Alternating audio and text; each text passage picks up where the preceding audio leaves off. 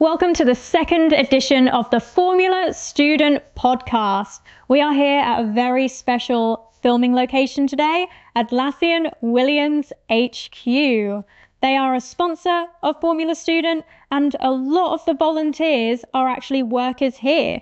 So let's get to the podcast.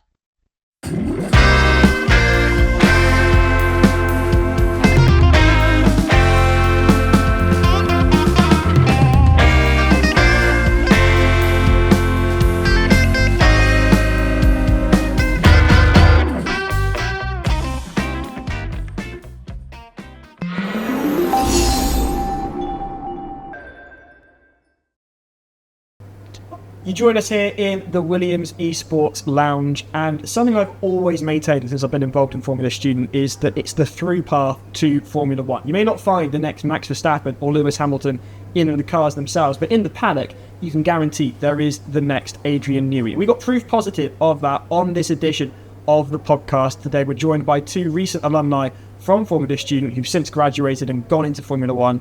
We're joined by Ali and Michael. Thank you ever so much for being with us. It's a real pleasure to have you guys today. Happy to be here. Thank you very much indeed. So how did you guys get into your current roles? What are you doing with Williams, and how did Formula Student help get you there? Yeah, so I'm in the front suspension team here. I'm a grad, so I came here on placement around 2 years ago and basically never wanted to leave and got a grad job, and here I am today. So yeah. Yeah, myself. So I'm the chief esports engineer. So my path there wasn't quite as cut out as Ali's was, getting a placement at uni. But so after university, I started volunteering with Williams when they were kind of looking for some people to help out with the sim racing team. Got a bit more responsibility as time went on. And then eventually somebody decided that that could be a full-time position. And here I am. I've been here almost 3 years doing this now. So actually, yeah. So what was your history and experience within Formula Student? So I started off with Formula Student in my first year at university, and that was with our concept team. So that was developing a hybrid powertrain system. Then the next year we went on to an EV concept, and then the year after that I was promoted to head of IC powertrain on the actual car. And we got to go to Formula Student, which is a really fun event to go to. And we won the overall FSO UK title, which was really cool and really amazing and a great experience. Yeah, I do like to say, just drop it in occasionally, what can I say? Same year as you, wasn't it? Well, I was there that year. It was my first Formula Student, and Cardiff were on track to win until our engine decided to blow up on us. And in fairness, if we're going to lose to a team, Glasgow's one of the nicer teams to lose to because you guys are lovely. So it worked out in a way that we weren't too, went to Scotland rather than Wales, but, it was nice to go to somewhere different. Yeah. Yeah. If it makes you feel better, I was there as well, and we also didn't win. Well, there we go. I do feel a bit better. Which team were you with, Michael? You were with Southampton. We finished second in the second year class. Yeah, Excellent. we did at least finish endurance. Well, we got there in the end. My final year, we finished endurance, and I may have spontaneously combusted in the commentary box. But in fairness, we hadn't finished endurance for 5 years, and if you'd asked anyone on paper, which year are you going to finish endurance, my final year was not the year you'd expect it to happen. Endurance is the true test of performance. It's brutal. I really struggle watching. I feel like a nervous parent for all the teams watching it, just begging the cars to get over the line, and your heart breaks for every single team when it just doesn't go quite right. The hardest bit we actually had was the driver swap, because we almost didn't get the car restarted in the driver swap, so we would have been disqualified from endurance just because we couldn't restart the car. It's brutal. Brutal. And it always comes down to the engine map as well, because you tend to map it for a cold start because you want to get it up and running, but then all of a sudden you've got that hot start as part of the driver swap, and that in and of itself becomes, as you experienced, a bit of a difficult moment. Noise as well, because you always pack it a bit differently for the competition than you map it for. Yeah. So how did Formula Student actually help you get into your current role? So I think Formula Students, it's a really good way of sort of getting that basic knowledge and applying it, because when you're at university, I know my course was really theoretical. I don't know what the song is about it. So it was actually being able to apply that engineering knowledge and also working with a lot of people. I think the biggest skill I picked up was just pure adaptability, but that's because I went from one powertrain system to another, and then was leading a IC powertrain team despite never working on one before. But yeah, it just builds all those soft skills as well that are really necessary and, you know, really key for your role. Like, for example, I never thought that I would have so many touch points with so many different people, like in my role today. Well, in all honesty, I probably can talk to like 50 different people in a day, and that could be normal. Yeah. What about you, Michael? Yeah, I'd agree completely. Because for me, I started as head of race engineering, and it was probably, I think, the third test I'd ever been to of a real world car, and I was the one kind of responsible for running the car. And that's quite a big responsibility, especially when you've only been to 2 tests before and you're kind of just watching on the sidelines. There's other people that know what they're doing, and suddenly you're the one that's kind of expected to make sure that nothing's breaking and that kind of stuff, make sure that there's air in the tires and all of this kind of simple stuff. But at the time, it's not so simple. And now for me as well, because I work in Formula Regional now as well as working here, so that's kind of where that was where my trackside experience really started in Formula Student, going to an airfield with a Formula Student card, seeing what's breaking, what's not, trying to understand a driver's feedback and that kind of stuff as well. And it's all like starter level soft skills that you get from Formula Student that you can then just grow, and that eventually gets you to Formula 1. And that's what it's all about. It's about that growth and development. And especially in your case, Michael, being involved in the sim racing series, we always maintain that it's not just a case of wheel-to-wheel action, but it's also very much a focus on the engineering aspects, the engineering challenges, especially with the way that Formula 1 is moving these days. And we're talking to you on the Monday after testing, and you've now got a whole heap of data, and of course that'll be translated into using the sim rig. How important is the simulation aspect to motorsport and engineering that was picked up on from yourself in the sim racing series? Yeah, I mean, it's everything in modern Formula 1 and every level of motorsport. Even you have lap time simulations, like CFD, stress analysis on every component of the car so that you know how many miles it can do, when you need to take it off. Everything is coming from simulation these days, so it's really important. Tell us a little bit more about Williams Esports. How long have you got? As long as you like. Because I'm actually a sim racer myself online and stuff like that. Not amazing. I'm okay at it. So Hang on. No. You came second in the grand final of the Sky Sports Women's Esports final. I don't think that's just you were right. Second is the first to lose. Oh, come on. I can't even handle one of those. Yeah, obviously. I mean, you see me trying to drive the Formula Student car at Cardiff. That was That was very funny. It's more like Monty Python than Formula 1. As a fair point. So, Anyway, tell us something. You can do it. I'm talking about you. I'm trying to pick you up. Yeah, but it's fine.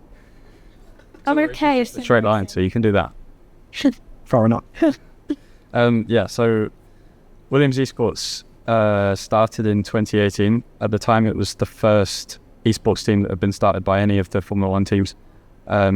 Since then, it's kind of branched out into all of the other various sim racing titles, and we compete with paid drivers in basically every sim racing title that there is competing currently.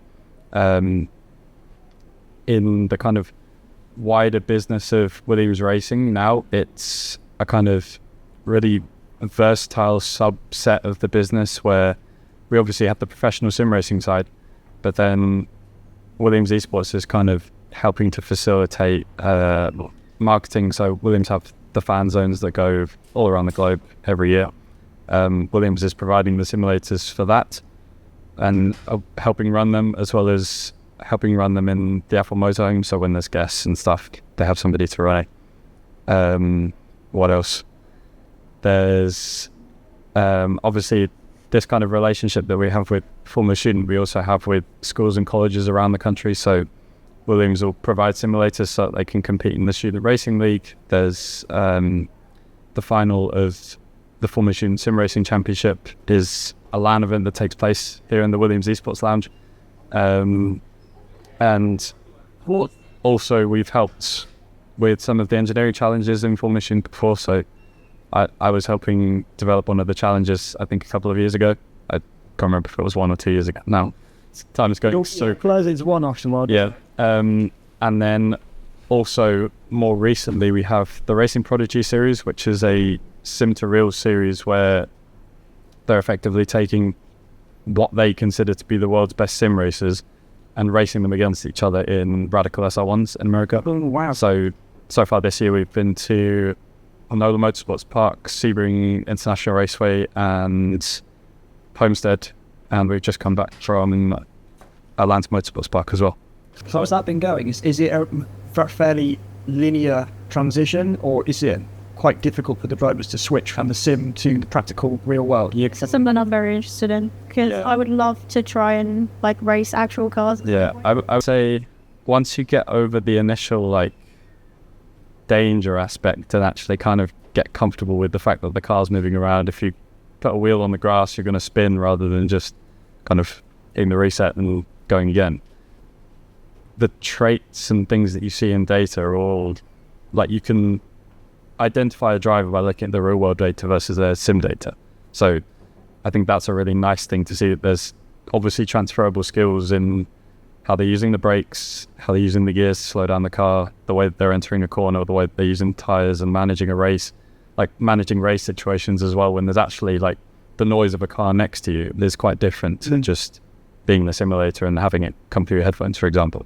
So it has got to the point now where it's not just a video game. Yeah. There is a great transferable skills. yeah, and you can see that because there's one of the drivers in our team, for example, Ciro, before the draft week for Racing Prodigy in 2023, he'd never driven a road car. And starting this year, he was 4 seconds a lap off. And by the fourth round of this year, he's half a second off our fastest driver, kind of competing in and around drivers that have been racing karts and everything for years. So you can see that there's definitely like a transferable skill set, and also it helps if you can learn properly how to drive in a simulator, you can drive a real car. So I guess that answers your question. So G-forces is Yeah. because like obviously it's the aspect of like danger and everything as well, because like I said, you spin out, flashback, done. And whereas you spin out of not a real track, that's a little bit There's scarier. walls and- There's walls, so the G-forces, you know, it's a little bit scarier. But I can see definitely the transferable skills stuff. It's really cool. I gotta say, you've gone from working on an electric vehicle to an internal combustion vehicle in terms of the powertrains, Yes. Formula Student, and then going into suspension on a Formula One car. Yes. You must have the biggest skill set of anyone. That's like the biggest range possible. You could park the Grand Canyon in your skills range. Well, it's all about just being able to pick up something new and sort of just apply the same knowledge, because at the end of the day, engineering, all the fundamentals are the same. You know, like I did a mechanical engineering course, I've got friends who did an automotive engineering course. We learn the same curriculum to a certain extent. Yeah. It's just applying it in different ways. But yeah, and it's not just suspension as well, so we also work in brakes and steering as well in the area that I work in. So Okay. it's designing all those different parts, but it's weirdly the same amount of like basic engineering design. Because I was going to ask if you've got advice to the suspension team of a Formula Student group, because it's the most difficult bit to manage, I feel like, because it has a knock-on effect of Suspension doesn't snap. That would be my first Right, one. okay. Just because, you know, I'm not going to say that happened to our car after winning FSO UK when we took it around testing later on. But I think it did, if I remember correctly. But yeah, I think and I think the fundamental basics, like focus on those and build off of that, you know. I think in Formula Student, it's really easy to go for the most complicated, craziest idea, you know, and that just applies to all areas of the car. But really what you want to do is focus on the simple solution that you know will work and then build off of that. Well, you're saying that the podcast, keep it simple. Yeah. On the Dream Team section of this podcast where some of the design judges explain how best to approach the overall design, it's very much the case of keep it simple. I am going to get nerdy now. For a Formula Student car, so don't worry, I'm not asking about Formula 1, but for a Formula Student car, push rod or pull rod suspension, especially on the front. I don't know. Because you've got the two aspects. You've got, obviously, it's not disrupting the airflow if you've got pull rods, but it's so much easier to package and manipulate the push rods. I would argue, and this is maybe a bit controversial, is how much do aerodynamics actually play into Formula Student? Well, now we're getting into controversial territory. This is really interesting. This is just because the speeds you go, I will admit, I won't say how it happened, but we did almost have our rear wing pull off our intake and testing. And there's got to be some context to that. How are you going fast enough for the force on the rear wing to do that? We had a really nice test track, but which was not comparable to the endurance track at Formula Student. I will tell you that, considering the fact that our car ended up eating cones at Formula Student that year. Yeah. But I don't know. I think personally, I'd go for the nicer packaging option. But also that's because I quite honestly have to work around aerodynamics quite a lot in my current job. So are we saying... I like packaging that works and looks nice, but yes, push rod. Push rod, okay. Controversial opinion. Where do you stand on aerodynamics on a Formula Student car, Michael? You can find a lot more time than what you find with the aerodynamics, I think. Right. See? If you Agreement. if you train a driver properly and you have a reliable car that you can test regularly, you'll go faster than adding a big front wing and a big rear wing on the car. We're going to get a lot of comments on this. I'm really looking forward to reading them. Yeah, me too. I'm looking forward to asking some of the students. We've also destroyed a front wing at testing and driven it for the rest of the day, and it was still pretty good. Okay. Well, Less maps. Yeah, true. So there was a team that actually stood on their front wing and broke it at last year's Formula Student. And Did they meet? obviously, no, it was an accident. And obviously I mentioned it. And I was actually interviewing the person who did it, and their face was priceless. So it probably wasn't probably was important for their car because they had the front wing. So it wasn't like a huge deal then, as they made it out to be. Well, I might have thought it. With the number of hours you spend on it, and the fact that your aerodynamics team are probably going to be really upset with you. That's fair.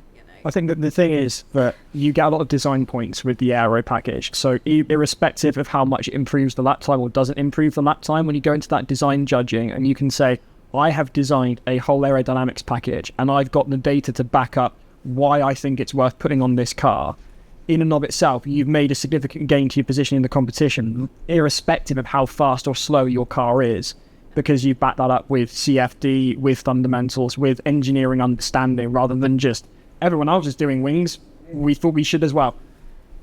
Yeah, definitely.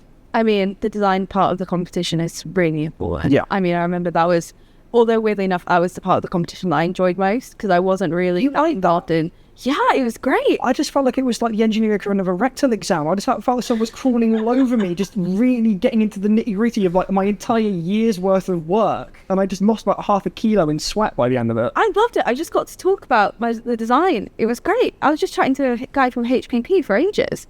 It's brilliant. Right, we've got time for one more question. So what future plans do you have for your careers? Do you think? I know it's like... It's like the 5-year plan at job. It's at the end of school, I'm the careers advisor. Where do you think you're going to be in 5 years' time?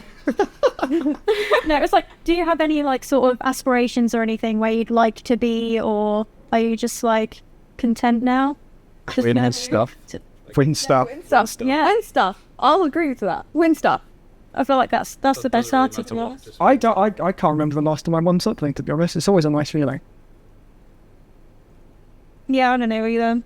Yeah, I never win races. Like, I'm second. I'm just doomed to be second forever. And I just talk about it. So there we are. Clearly, people that don't talk about it can actually do it. And it's been an absolute pleasure. Michael and Ali from Williams, graduates of Formula Student. It's been a real pleasure. Thank you for joining us. Winston, thank you. It's Michael lining up for their attempt at Circuit Superstars for the Formula Student online podcast, trying to find out what they can do. There we go. 3, 2, 1. Here come the revs. Here comes the acceleration straight out of the gate very nicely. Rather clean through there. An excellent start into the chicane. Here comes the hairpin now. What sort of approach? A bit wide through there. Not quite getting the apex, but still keeping it on the track and managing to handle the very tail-happy car that they're in control of for these next 3 laps. Trying to post the best overall time. Oh, managing to get on the brakes before they lose it there. Took too much speed into that corner by the looks of it. Already on the exit, there's the tyre wall in a big way. There's the Armco, big impact there. That will have cost them. The 31.761 is still incredibly respectable. They're already onto the chicane on their second lap. Here comes the hairpin. getting the apex nicely out of the exit. Through the second chicane now. Here comes another hairpin. Kissing the apex there, getting the tail out, driving into the oversteer of this car. Very nicely handled there. No dramas as yet on this lap. Clipping the corner there just a little bit. I'm not entirely sure about track limits. There's a bollard down there. That time improving by 2 seconds to 29.433 on the final lap now. A very impressive drive so far.